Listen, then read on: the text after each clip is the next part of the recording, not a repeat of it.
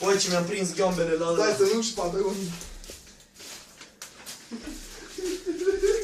E mașină, să bag picioarele. Ce faci? Ei, mă, ce multă Șmecherie!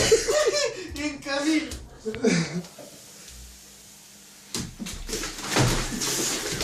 Oh, băganiaș! Stantii. Dar nu așa, nu. Dă-te, dar dă-te, că n-am loc! Bă, stai că mi se mai bună.